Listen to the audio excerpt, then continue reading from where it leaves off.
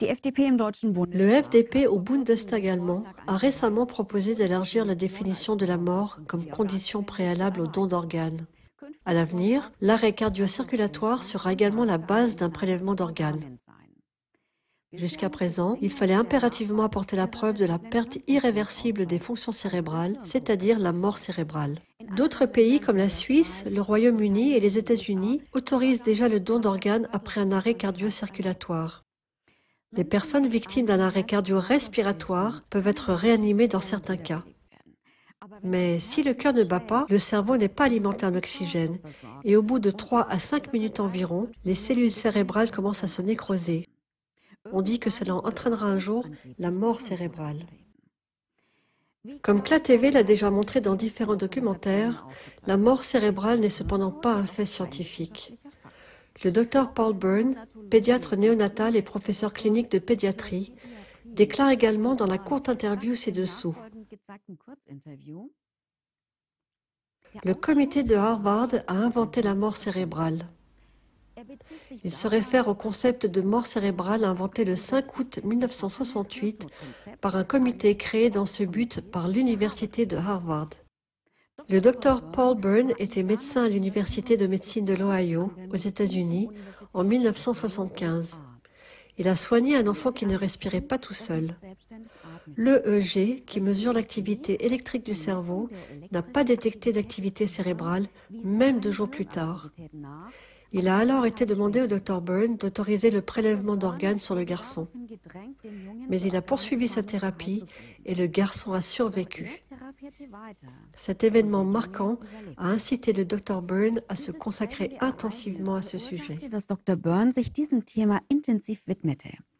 Si même les personnes en état de mort cérébrale peuvent revivre, comment est-il possible de procéder à une transplantation d'organes après un arrêt cardio-circulatoire et 5 minutes d'attente? Cela n'augmente-t-il pas le risque de mettre fin prématurément à une vie en raison d'un prélèvement d'organes prématuré? Dans la conversation avec le Dr Byrne qui suit, écoutez ce qu'il a à dire sur la transplantation d'organes. Le comité de Harvard. Ce comité a inventé la mort cérébrale. Le comité n'a pas mené d'études sur les chiens, les chats ou les rats. Ils n'ont pas recueilli de données sur les personnes. Ils ont simplement inventé la mort cérébrale. Ils n'avaient pas de données sur les patients. Ils n'avaient pas d'études scientifiques de base. Et je sais que c'est vraiment horrible de savoir ça. Cela n'améliore pas la situation. Après, c'est plutôt pire. Beaucoup de gens pensent que la mort cérébrale est synonyme d'onde cérébrale plate. Ils ne sont même pas obligés de faire un test d'onde cérébrale. Ils ne l'ont jamais fait. Ils ont examiné 9 patients et chez 2 d'entre eux, les ondes cérébrales étaient encore actives. Et ils en sont arrivés à la conclusion qu'il n'était plus nécessaire d'examiner les ondes cérébrales. Il n'est donc plus nécessaire de chercher des ondes cérébrales. Donc, quand ils font des transplantations sur des individus, qu'ils disent qu'ils sont en état de mort cérébrale, ils sont tous vivants. Ils sont tous en vie et pourraient être encore complètement rétablis. Ils sont tous encore en vie. Donc, on prélève des organes sur des personnes qui sont conscientes d'une manière ou d'une autre, mais qui ne peuvent tout simplement pas communiquer. C'est une chose de ne pas être conscient, alors nous parlons d'inconscient. Mais inconscient ne veut pas dire qu'il n'y a pas de conscience. Cela signifie simplement que nous ne pouvons pas reconnaître la conscience. C'est la différence. C'est donc plutôt subjectif, non? C'est vrai. Le fait qu'une personne soit consciente ou non n'indique pas si elle est vivante ou morte. C'est vrai. La douleur fait partie des choses qui sont réelles et auxquelles nous devons prêter attention. La douleur indique au corps que quelque chose ne va pas et donne la possibilité de guérir. Ce n'est pas parce qu'une personne ne peut pas montrer sa douleur qu'elle ne souffre pas. Un très bon exemple est qu'ils administrent des produits paralysants lorsqu'ils prélèvent les organes pour qu'ils ne bougent plus et ne se débattent plus.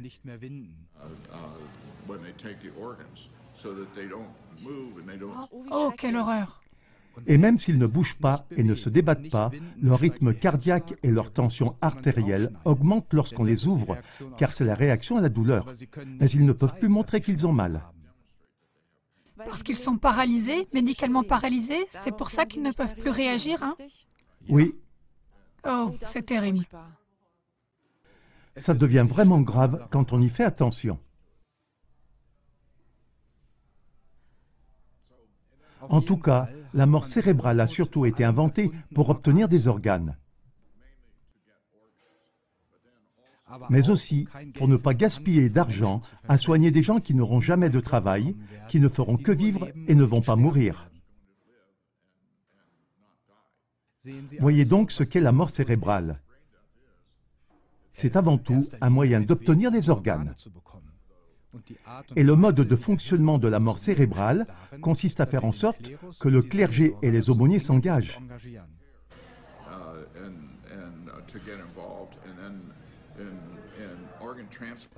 Dans le cas des transplantations d'organes, il existe une personne mandatée. Et cette personne mandatée est généralement une personne très gentille, bien habillée et amicale avec les proches.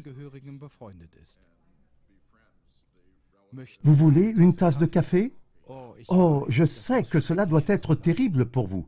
Nous ferons tout ce que nous pourrons pour vous aider. Et tout cela fait partie de l'endoctrinement et sert à avoir les organes. Vous voyez, on ne peut pas obtenir d'organes d'un cadavre. Chaque organe transplanté est un organe sain. Et les organes sains ne peuvent être obtenus que sur des personnes vivantes. On ne peut pas obtenir d'organes par une transplantation à partir d'un cadavre. Alors, vous avez intérêt à ne pas avoir ça dans vos papiers. Les choses que je vous dis, vous n'êtes pas censé les savoir. Parce que si vous le savez, vous allez être bouleversés, comme vous êtes bouleversés tous les trois en ce moment, et à juste titre. Car à qui appartiennent les organes qu'ils veulent? Ils veulent les organes de, certainement des enfants, mais plus particulièrement des jeunes de 16 à 30 ans.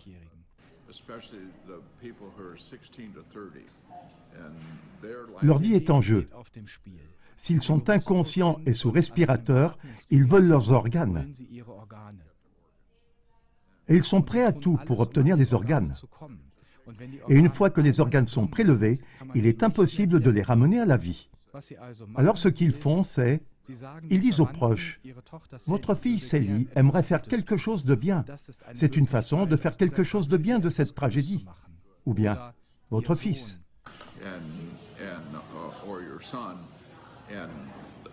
Et alors qu'avant, ils prenaient des organes de personnes victimes d'accidents ou de blessures par balle.